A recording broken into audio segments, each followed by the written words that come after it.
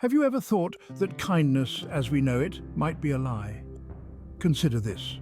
We often mistake kindness for a form of people-pleasing, a desperate attempt to seek external validation.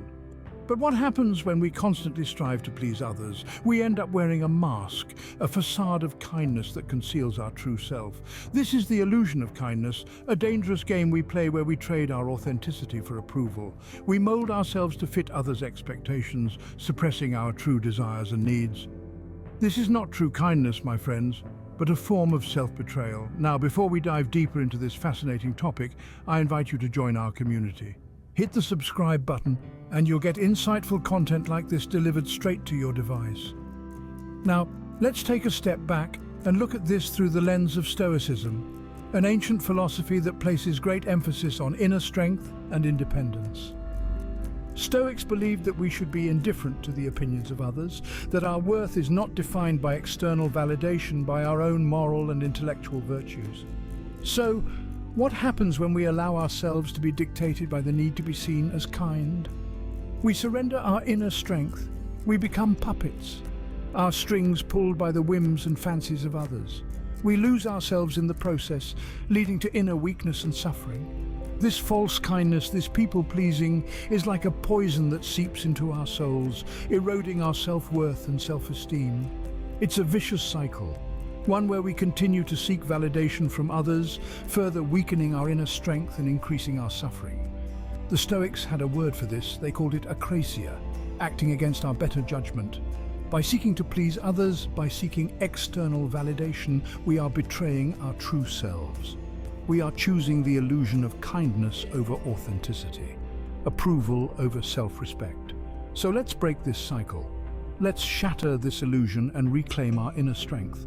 Let's strive for true kindness, one that comes from a place of self-respect and authenticity, not from a need for approval or, in the end, false kindness is a form of self-betrayal. But remember, it's never too late to break free from this illusion and embrace the true essence of kindness. What if empathy too is a trap? It's a question that might sound harsh to our ears in a world that often equates empathy with virtue, but let us delve deeper into this concept. Empathy, at its core, is the ability to understand and share the feelings of others. It's seen as a noble trait, a sign of compassion and humanity. Yet there is a danger lurking in the shadows of this seemingly benevolent emotion. When we excessively invest our emotions in others, we inadvertently give away pieces of ourselves. Our energy, our focus, our time, all poured into the lives of others, leaving us drained and depleted. It's a selfless act, yes, but one that can lead us to neglect our own needs and well-being. The ancient Stoics had a different perspective on emotional investment. They believed in emotional resilience and self-preservation.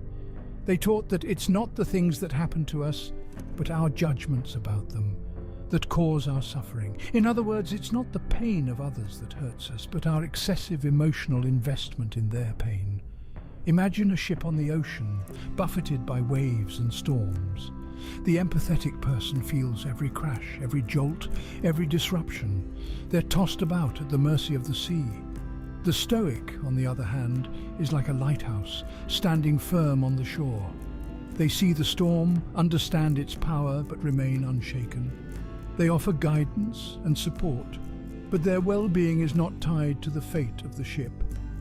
This is not to say that we should be cold or uncaring, far from it.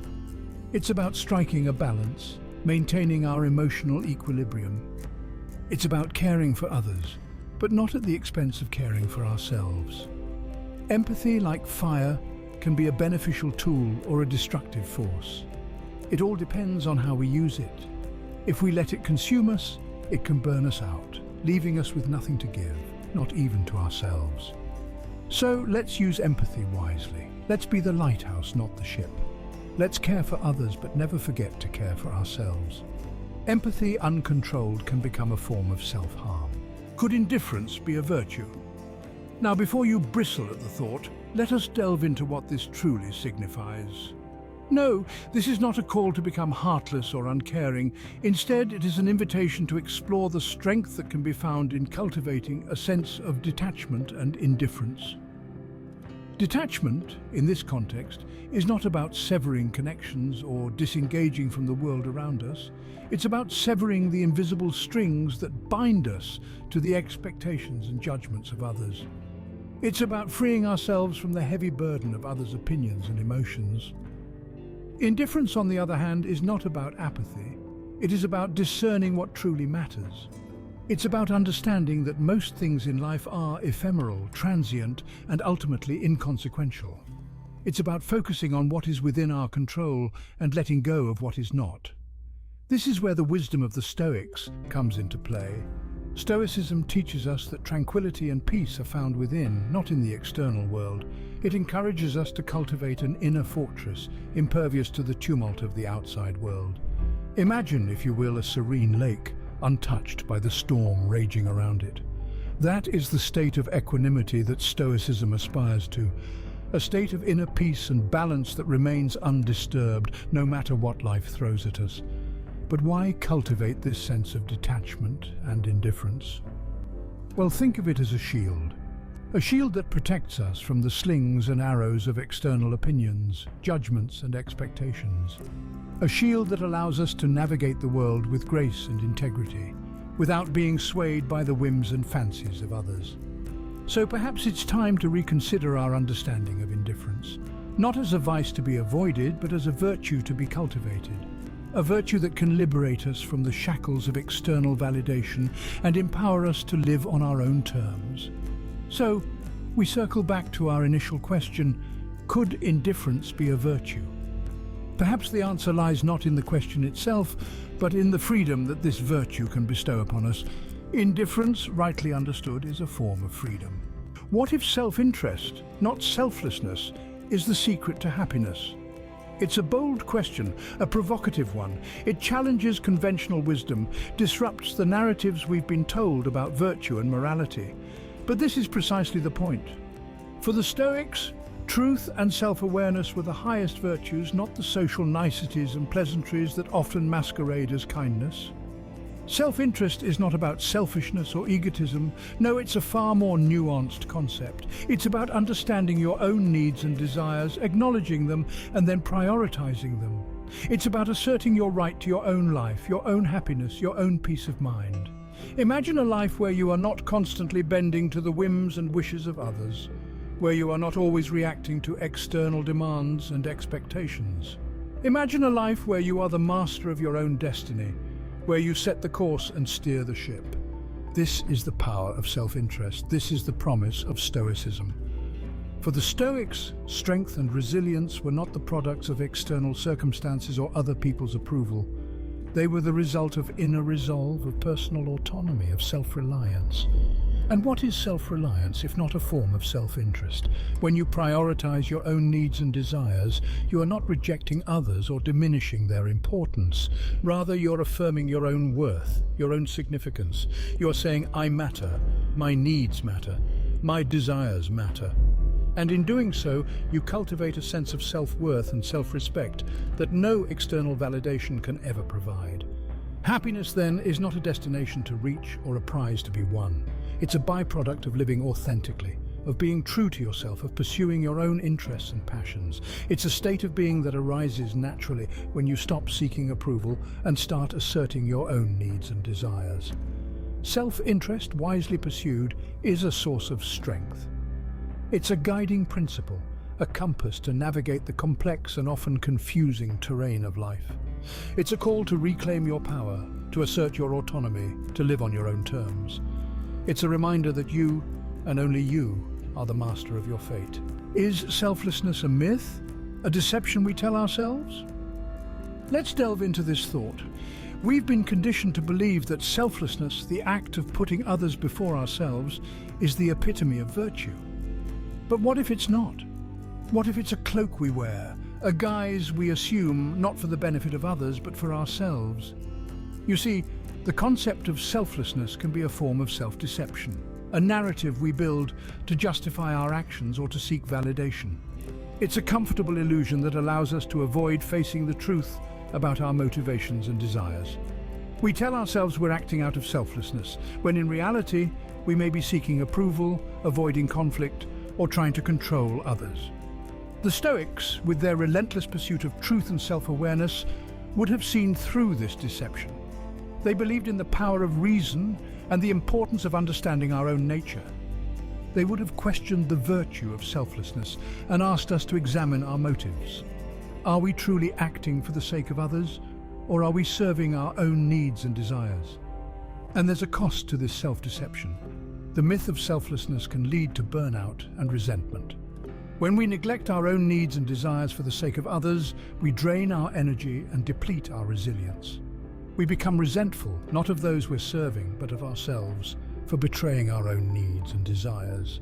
So let's rethink selflessness, not to discard it entirely, but to understand it better, to recognize when it's genuine and when it's a mask we wear, to ensure that it serves not as a form of self-deception, but as a means of genuine connection and compassion. Let's strive for a balanced selflessness, one that acknowledges our own needs and desires alongside those of others, one that recognizes the importance of self-care in enabling us to care for others, one that is conscious, intentional, and rooted in truth and self-awareness. Selflessness, misused, can become a form of self-destruction. But when used wisely and authentically, it can be a source of strength, resilience, and genuine compassion. What if setting boundaries, not breaking them, is the key to healthy relationships? Let's take a moment to ponder this unconventional thought.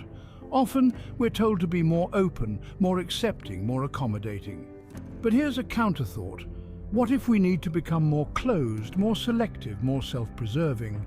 Boundaries are not walls meant to keep others out, but fences that protect our inner garden. When we delineate our personal space, when we make clear what we will and will not tolerate, we cultivate a sense of self-respect. This is a core tenet in the philosophy of Stoicism, where personal integrity and self-respect are held in the highest regard. Setting boundaries is not about turning your back on others. It's about turning towards yourself, acknowledging your needs, your desires, your values. It's about saying, this is who I am. This is what I need. Respect that or step back. But why is this important? Why should we prioritize our own needs? The answer is simple: because you matter. Your needs matter. Your peace matters. And when you fulfill your own needs, you are in a better position to help others fulfill theirs. Imagine a tree that is watered and nourished will flourish, providing shade and fruits for others. A tree that is neglected and dehydrated will wither, offering little to no shelter or sustenance. You are that tree. You must nurture yourself first before you can nurture others. Moreover, when we set clear boundaries, we encourage healthier relationships. We teach others how to treat us. We foster mutual respect and understanding. We eliminate unnecessary stress and conflict. We create a space where authenticity and sincerity can bloom. And isn't this what we all strive for? A life of honesty, respect, and peace. A life where we are not swayed by the whims and opinions of others. A life where we stand firm in our values and principles. So I urge you, set your boundaries, protect your peace, prioritize your needs, because in the end, boundaries are not a sign of selfishness or indifference. They are a testament to your self-respect. Boundaries properly set are a form of self-respect. Can freedom be found in not caring? Welcome to the final act of our journey, where we explore the liberating power of indifference. Not the cold shoulder or the dismissive glance, but the conscious choice to let go of our relentless pursuit for approval and validation. This is the freedom of not caring. Imagine unclasping the shackles of societal expectations, the pressure to conform, the demand to blend in. What if we told you that these chains are self-imposed and can be shrugged off with a simple change of perspective? This is not about becoming a hermit, aloof and disconnected. It's about developing an inner compass that guides you, independent of the fleeting whims of others. The ancient Stoics preached the art of nonconformity. They believed in personal freedom, in standing firm in the face of the crowd, in pursuing virtue over popularity. They knew that the path to true happiness was not paved with the approval of others, but with the approval of oneself. This journey towards self-approval begins with understanding your worth, recognizing that it is not dependent on external factors. It comes from within, from acknowledging your strengths and accepting your flaws. It's about knowing your value and not allowing it to be dictated by others. Letting go of the need for approval is like shedding a heavy cloak you've been carrying around. It's a weight off your shoulders, a breath of fresh air.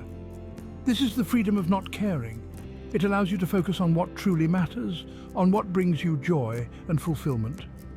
The freedom of not caring is not about being uncaring. It's about caring wisely about what truly matters, about your own well-being and about the authenticity of your relationships.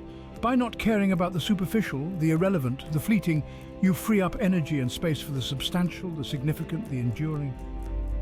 So, embrace the freedom of not caring. Let go of the need for validation and approval. Stand firm in your beliefs, pursue your passions, and live according to your own values.